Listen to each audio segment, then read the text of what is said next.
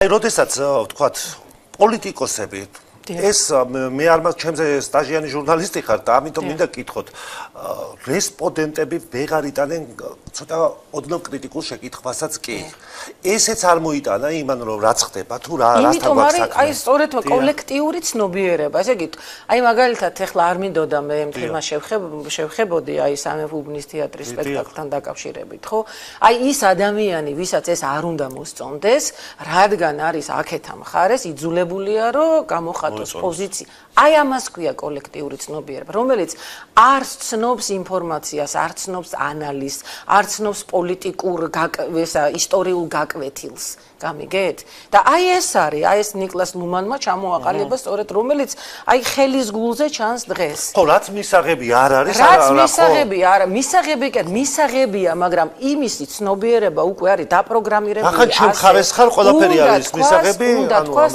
ასე მტრის ხატი აი პროპაგანდა რა ჩვეულებრივი პროპაგანდა აი როდესაც ვთქვათ აი იგივე რუსეთთან დაკავშირებით როდესაც აი ვთქვათ არ არის ეს დებატები არავინ არ მე თვითონაც უკვე ვცდილობ რომ ისეთი სიტუაცია რომ ორი დაპირისპირებული მხარე არ მინდა ერთხელ ვცადე და ძალიან მძიმე სურათი მივიღე აქ სტუდიაში ამ დროს მედიის როლი სწორედ ეს არის ფორუმი უნდა შექმნას ამიტომ მე მიწევს ხო რესპონდენტებთან ამ კრიმის კამათში შესვლა ხო და როდესაც ვთქვათ იტყვიან ქართულ ოცნებაზე რომ აი რუსეთთან მიყავს ქვეყანა რომ კითხავ მე აი ამ ხელისუფლების დროს ამდენი ობიექტი რატომ გადაეცა რუსეთს რატომ იყო სააკაშვილი მოსკოვში ჩასული უკვე არის იქიდან პასუხი რომ აი ხელისუფლების პროპაგანდას ეწევით. ანუ აი ასეთი სურათია. იცით რა არის? ძალიანაც კარგი თუ იყო ჩასული მიხეილ სააკაშვილი. ეტყობა რაღაცა ურთიერთობის დაალაგება უნდოდა, ხო?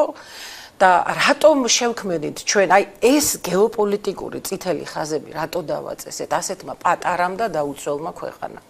არ შეიძლება გეოპოლიტიკური წითელი ხაზების არსებობა. იმიტომ რომ რადიკალიზმი და წითელი ხაზები სივრცეს არ ტოვებს მანევრირებისთვის. გამიგეთ? აი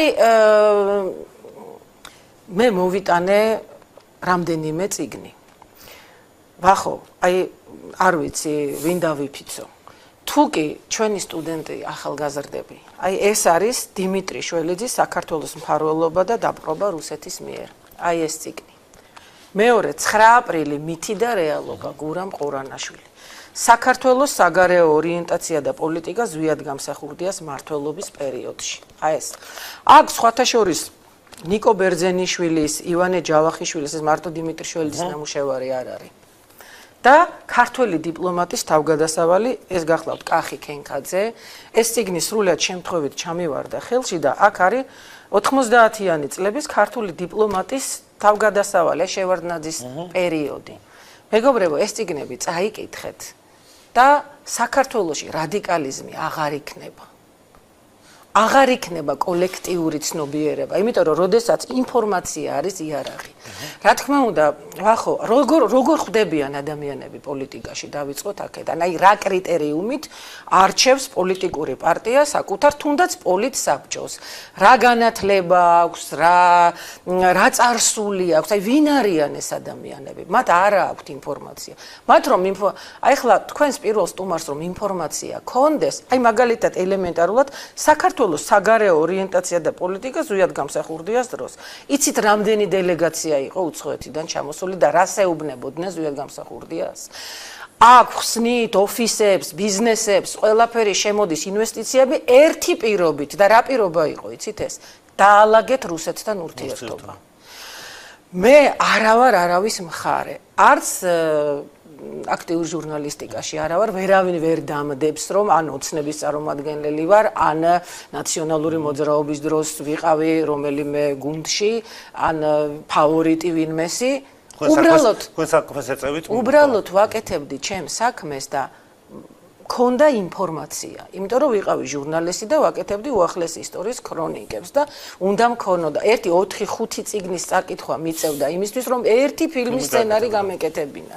გამიგეთ? და მახსოვს ტელევიზიაში არავინ არ იყო ხოლმე და მე ვიყავი მარტო დაცვა რომ ოთახებს ხო ერთ დროს ეხა რაღაც ისე გამომივიდა არა ეგრე არის მე იცით რა მინდა რომ ეხა ერთ-ერთ სტუდენტს ვესაუბრებოდი ზუსტად გუშინ ლექციაზე გამორჩეული გამორჩეული ადამიანია, გამორჩეული ბიჭია, ბიჭები ჟურნალისტიკაში რაღაც ესეთი დეფიციტური ამბავია და 9 აპრილზე მინდოდა რომ რაღაცა ინფორმაცია მიმეწოდებინა და ქალბატონო თათია სკოლაშიო ისტორიის წიგნშიო ნახევარი აბზაცი აქვსო დათმობილი 9 აპრილის მოვლენას.